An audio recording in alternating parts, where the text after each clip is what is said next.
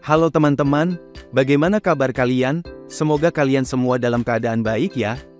Di pertemuan kali ini, kita akan membahas tentang peristiwa-peristiwa seputar kemerdekaan Indonesia, khususnya peristiwa kekalahan Jepang terhadap sekutu dan peristiwa Rengas Dengklok. Kira-kira bagaimana kejadiannya ya?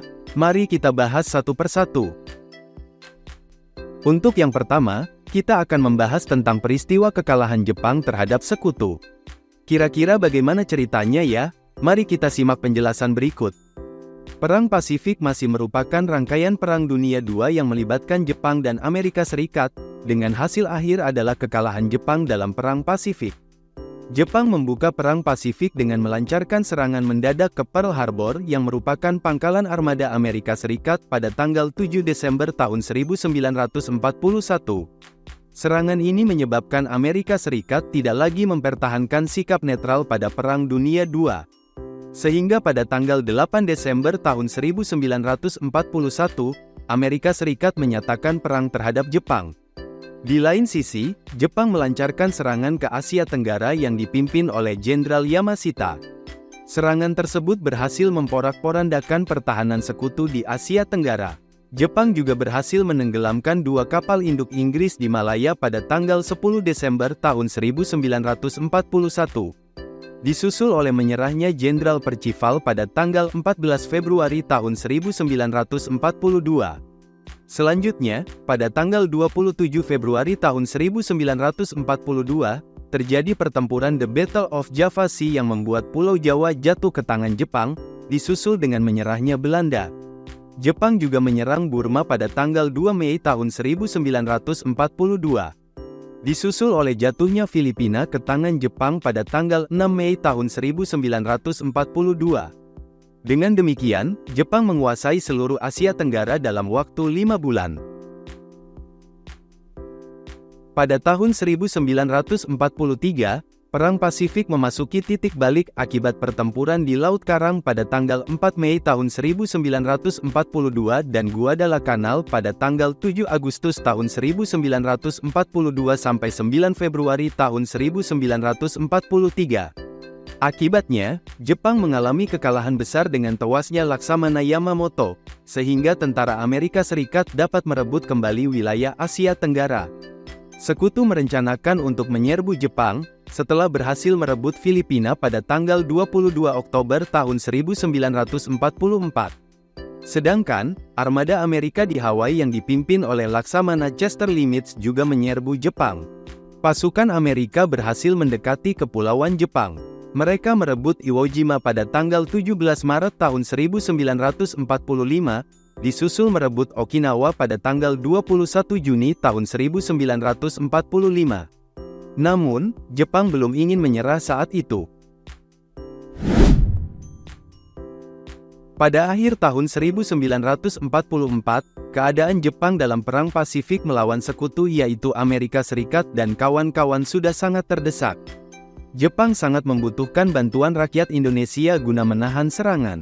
Dalam keadaan terjepit, Jepang memberikan kemerdekaan kepada Burma dan Filipina yang merupakan front terdepan. Sedangkan kepada bangsa Indonesia diberikan janji kemerdekaan oleh Jenderal Kuniaki Koiso pada tanggal 24 Agustus tahun 1945 nanti. Pihak sekutu pun melancarkan serangan udara. Mereka menargetkan kota-kota penting di Jepang. Pada tanggal 6 Agustus tahun 1945, sekutu mengebom kota Hiroshima dengan bom atom. 3 hari berselang, sekutu kembali mengebom kota Nagasaki, yaitu pada tanggal 9 Agustus tahun 1945. Ledakan dahsyat terjadi di dua kota tersebut. Serangan tersebut membuat dua kota tersebut hancur lebur, rata dengan tanah. Posisi Jepang pun semakin terjepit. Hingga pada tanggal 14 Agustus tahun 1945, Jepang menyerah pada sekutu. Dan pada tanggal 15 Agustus tahun 1945, tersiar berita tentang kekalahan Jepang terhadap sekutu kepada rakyat Indonesia. Situasi yang demikian ini dimanfaatkan oleh para tokoh pejuang untuk mewujudkan proklamasi kemerdekaan. Itu tadi penjelasan singkat mengenai peristiwa kekalahan Jepang. Selanjutnya, kita akan membahas tentang peristiwa Rengas Dengklok. Kira-kira bagaimana kejadiannya ya? Untuk itu, silahkan simak tayangan berikut ini.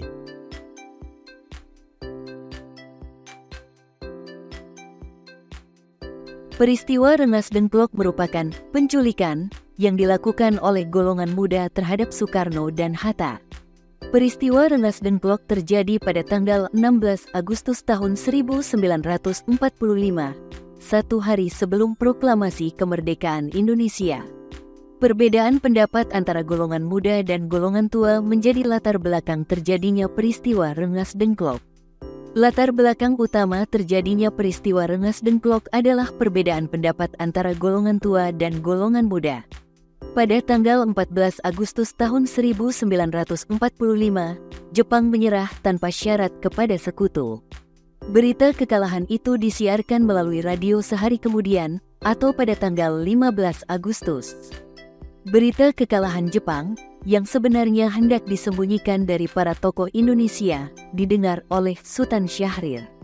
Mengetahui berita penting tersebut, Syahrir bersama golongan muda yang dipimpin oleh Hairul Saleh, mengadakan rapat di Pegangsaan Timur, Jakarta, untuk membahas proklamasi kemerdekaan Indonesia. Dalam rapat, disepakati bahwa kemerdekaan Indonesia adalah keputusan rakyat Indonesia, bukan Jepang.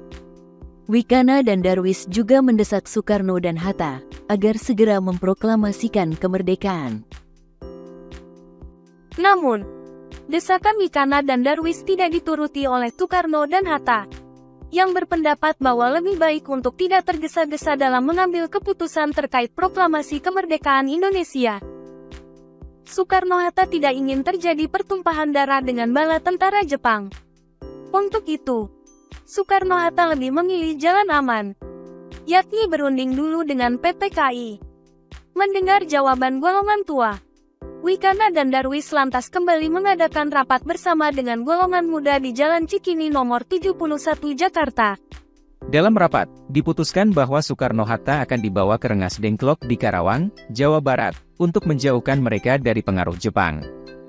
Pada 16 Agustus 1945 dini hari, peristiwa Rengas Dengklok terjadi, di mana golongan muda membawa Soekarno dan Hatta ke Rengas Dengklok. Di Rengas Dengklok, Soekarno dan Hatta kembali didesak untuk segera memproklamasikan kemerdekaan.